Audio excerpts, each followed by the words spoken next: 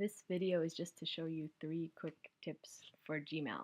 So first of all um, is labels, because I want everyone to start copying the project's email on all client emails, but I don't want that to clutter up everyone's inbox.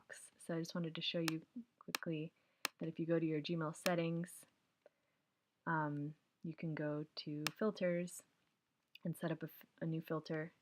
You can see I have 2 set up, ones for projects,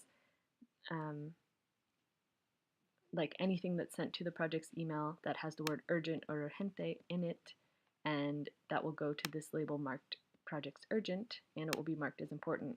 So when you create a new filter, you'll see these options. Here are the options. That's how I set it up. 2 projects, has the word urgent or urgente, and then on the next page you can say apply the label projects urgent. You can say skip the inbox if you don't want to receive it. You could also say doesn't have your email address here if you want them to go, if you don't want it to be applied to the ones that have your email address in them. But so you can kind of decide how you want to do this, but this is how I have it set up. And then you can say also apply to the matching conversations update. And then the other one I have is this one, which is just if it has the project's email but doesn't have my email, I want it to skip the inbox, and like unless it was specifically addressed to me. So skip the inbox, apply the label projects, and also apply, and then update filter. And then you'll see all of my project emails that are marked urgent are here, and we have to reiterate to clients that they need to include the word urgent in the mails if it is urgent. So that way we would give priority to looking at things with this label, whereas this label should be less important because they're things that I wasn't copied on but were sent to other people. And then that will leave my main inbox free of things that aren't directly relevant to me. So another thing I want to show you, that's one of the things. The other thing is the canned responses in Gmail.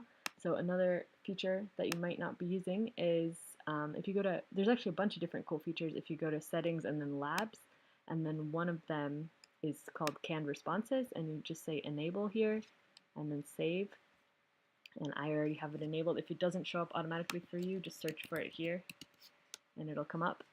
But then, so just go to, then when you go to write an email, for example like this, then you just go to canned responses and you can click on one response and it'll automatically fill in this. And if you want to save something as a canned response, which I'm going to show you, I also have in Gmail this folder, which is, it's under Vera Content, Sales, and then Email Templates, which are just some Google Docs with different potential templates. So here's an example of one that could be useful. So if you're just, let's say you're writing it to a client and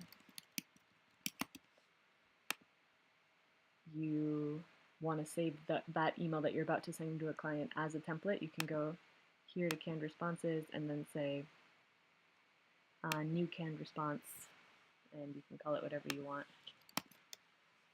Probably you should actually call this whatever you want the email subject to be, but yeah, let's call it that for now. And there you go, now it'll show up in your canned responses. Still interested in the presupuesto though.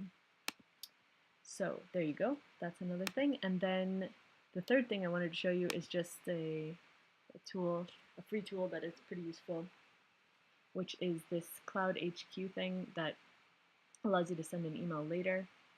So say that I've written this email to a client, but it's really late at night and I didn't mean to click on save.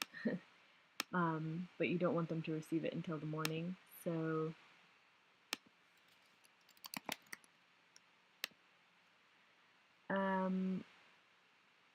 that's not a real email address, by the way. But just to show you this, say schedule email, and you can say send it tomorrow 8 a.m. or next Monday 8 a.m. or whenever you want.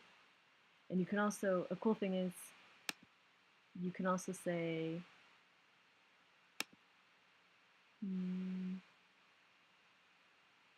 You can also say like only send it if they don't respond before that time, but I didn't see where that is, and it might not work because it's not a real email address. Let me see. Try sending it to myself. Oh, there, it did work. Okay. Um. Well, anyway. Oh, and where do you get this from? That's an important thing. Let's see if I go here. This is a company that has like a bunch of different tools. A lot of them are kind of clunky and not that good. There's a lot of different companies that make email scheduling extensions for Gmail, but this one is like completely free. There aren't that many that are really free. Um, So anyway, I didn't look up like Cloud HQ email. What's it even called? Well, it doesn't matter.